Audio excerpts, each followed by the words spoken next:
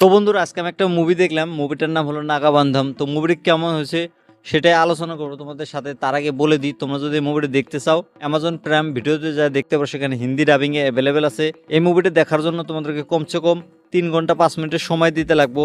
এটা একটা action adventure thriller movie.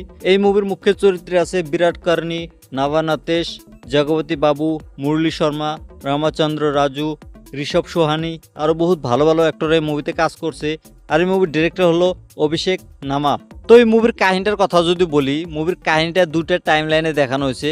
একটা 1962 সন আর একটা 17 শতাব্দীতে দেখানো হয়েছে। তো মুভির স্টার্টিংয়ে দেখায় জুলফিকার আলী নামের একটা আর্কোলজিস্ট হিমালয় পর্বতের ভিতরে রিসার্চ করতে যায়। সেখানে যায় দেখে যে বৈরাগী নামের একটা রাক্ষসকে গাছের ভিতরে আটকায় রাখছে। তো সেই রাক্ষসটা তাকে বলে যে তুমি আগের জন্মে আহমেদ শাহ আবদালি ছিলা। তো সেই কথাটা মানে নেয়। তো বৈরাগী নামের রাক্ষসটা তাকে একটা বুদ্ধি দেয় যে তুমি পৃথিবীতে রাজ করতে চাইলে তোমাকে একটা কাজ করতে লাগবো। অমুক মন্দিরে বোমা কমল নামের একটা ফুল আছে, তো সেই ফুলটা তুমি চুরি করে নিয়ে এসো। তো সে চুরি করতে যায়, সেখানে যায় কি কি করে না করে সেটা তোমরা মুভি দেখলে বুঝতে পারবা। আর এক সাইডে আমাদের হিরোকে দেখানো হয়েছে, নাম হলো রুদ্রা। রুদ্রা একটা অনাথ ছেলে, তাকে একটা ফ্যামিলি পালে। তো রুদ্রার একটা বোন আছে, বোনটাকে সে খুব ভালোবাসে। তো বোনটাকে বিয়ে দেওয়ার জন্য সে খুব মেহনত করে, টাকা পয়সার দরকার হয়। সে টাকা পয়সার জন্য একটা মন্দিরে চুরি করতে যায়। তারপর কি কি হয় না হয় সেটা যদি দেখতে চাও, জানতে চাও, তাহলে তোমাদেরকে এই মুভিটা দেখতে লাগবো। তো এই মুভিটা আমার কাছে কেমন লাগছে যদি বলি, এই মুভিটা কিন্তু আমার কাছে ভালো লাগছে। অসাধারণ মুভি ছিল ভাই। মুভির কাহিনীটা যেভাবে প্রেজেন্ট করছে আমাদের সামনে, মানতে লাগবো ভাই, অসাধারণ ছিল ভাই।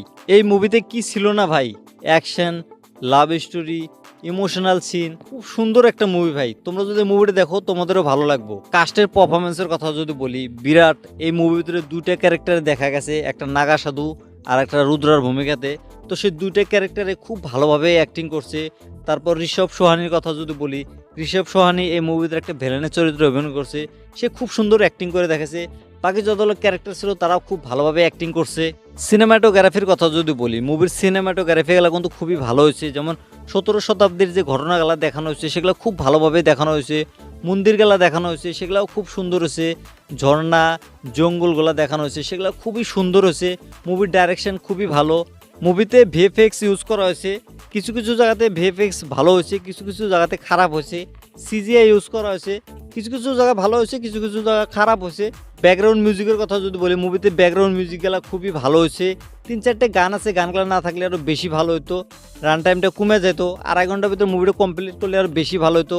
ইমোশনাল সিনগুলা ঠিকঠাক আছে।